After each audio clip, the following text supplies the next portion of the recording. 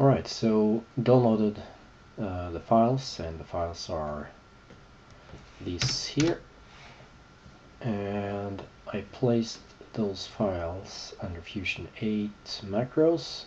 So this KAK 3.2 setting is under macros, and under fuses I made a folder KAK switch and placed the .fuse files here, and that's all you need to do. After you've done that, you can launch Fusion, and let's now take, for example, this green screen image from Prometheus. Just drag it over here, drag it up here, I guess, yeah, and then we can start keying. Tools, macro, and KAK 3.2.